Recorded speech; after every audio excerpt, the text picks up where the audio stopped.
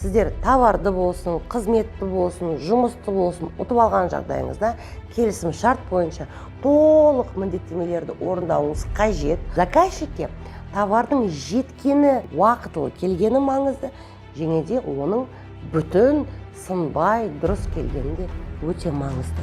Жеткізу тәсілін дұрыс таңдауымыз керек.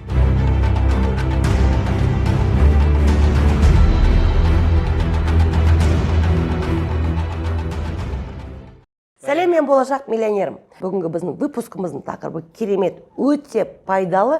Міндетті түрде бұл видеоны сақтап қойыңыздар, біздің каналымызға тіркеліп қойыңыздар, және пайдалы видеодан қалмаңыздар. Бүгінгі біздің тақырып товарды қалай заказчикке жеткізген дұрыс. Орысшалап айтсақ, как грамотно доставить товар до заказчика. Қараңыз. Тендер мен әрқашанда айтамын. Тендер бұл ойыншық емес. Тендер үлкен жауапкершілікті қажет ететін сала.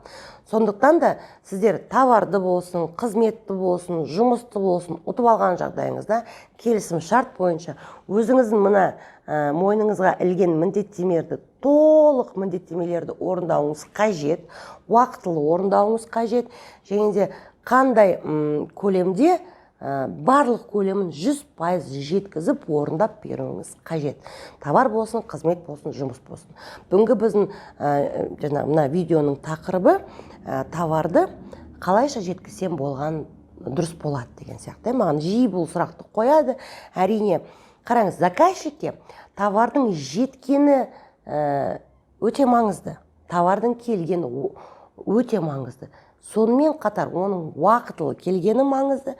Және де оның бүтін, сынбай, дұрыс келгенде өте маңызды. Егер де сіз тендерге қатысып пайда табам деген жағдайда, міндетті түрде сіз товарды ұтып алған жағдайда товарды уақытылы жеткізуіңіз керек, және де бүтін жеткізуіңіз керек. Егер де шағылып қалса, жолда сынып қалса, заказчик товарыңызды қабылдамайды, демек сіз не?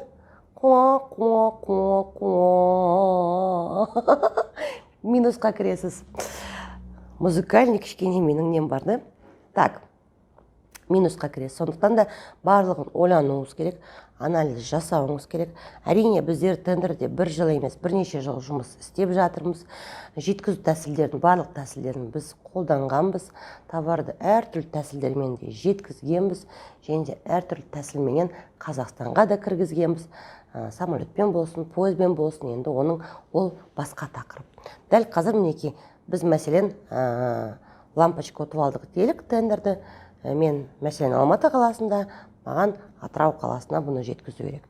Біріншіден, жеткізудің түрін таңдаған кезде сіз бірінші өзіңіздің товарыңызды қарауыңыз керек. Мәселен, лампочка болса, әрине бұны аккуратно, оны жақсылап тұрып, коробкаларға салып, жаңағыдай аккуратно жеткізу қажет. Мүмкін ол темір колодкалар болса, ондай бір упаковка қажет емес. Міндетті түрде упаковканы жасау керек. Біріншісі бұл әрине упаковка. Екіншіден, сіз товардың көлеміне қарауыңыз керек. Мүмкін ол, мәселен, стекловата, ол үлкен көлемді алады, бірақ жеңіл.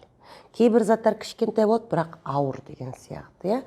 Көлеміне және де оның қанша килограмм болатынына қарайсыздар міндетті түрде. Бұл да өте маңызды. Осыған қарап, сіздер упаковканы жасайсыздар. Ал енді жеткізу түрлерін таңдаған кезде бізде қазір Қазақстанда дамыған уақыт, дамыған заман, жеткізу тәсілдері әртүрлі. Мәселен, доставка бар, курьерская служба, от двери до двери. Сіздің тендер ұтқан кезде товарды барып, қолма-қол заказчикке өткізуіңіз міндет емес. Ол жаққа бір құжат керек, арнайы құжатты дайындап, оны біз сабақта бөлсеміз, міндетті түрде шаблондарын да береміз. Басқа адамдар жеткізуге құқылы болады сонда. Доставка от двери до двери деген бар.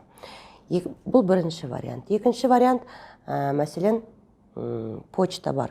Қазпочтамыз бар біздің, бірақ ол өте ұзақ уақыт жүреді. Және де сіз уақытына қарауыңыз керек. Мүмкін сізге келісім шартқа қол қойғаннан кейін 15 күннің ішінде жеткізу керек болмаса 5 күнде, болмаса 1 айда, болмаса 2 айда, болмаса 3 айда, болмаса жыл бойы деген сияқты әртүрлі уақыттар мерзімдері болады. Соған да қарауыңыз қажет. Қазпочта бар. Үшіншісі, қазір өте көп әлеуметтік желі дейміз, приложение дейміз ғой, индрайвер бар мәселен, Яндекс бар деген сияқты. Сонымен де қолдансаңыз болады. Ол опять-таки сіздің товарыңыздың көлеміне, весіне, бағалылығына байланысты.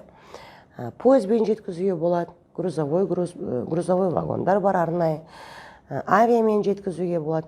Белгілі бір транспортный компаниямен бірге жұмыс істеп, келісім шартқа қол қойып, солармен жұмыс істесеңіздер де болады. Бірақ ең маңыздысы товарыңыз бүтін және де уақытылы заказчикке жету керек. Мінекей, осындай. Енді бұл жерде сіз өзіңіз анализ жасап, өзіңіз шешім қабылдайсыз. Мен доставканы қалай жасаймын? Басқа қалаға қалай жасаймын? Бұл қалада болмасам, ана қалаға қалай жеткіземін? Мүмкін автокөлікке отырып өзіңіз барасыз. Мүмкін газельді болмаса фураны бөлек өзіңіз жалдайсыз. Бұл товардың көлеміне байланысты, товардың өлшеміне байланысты, весіне байланысты, и товардың құндылығына байланысты болады. Осы үшеуін ескере отырып, жеткізу тәсілін дұрыс таңдауыңыз керек. Себебі ертең товар уақытылы келмесе, болмаса бүтін келмесе, бұл сіз үшін үлкен проблема болады. Сондықтан да әр нәрсені ойланып, шешімді дұрыс қабылдап, әрекет жасауға көшіңіздер, әрекет жасаңыздар, әрекетке берекет.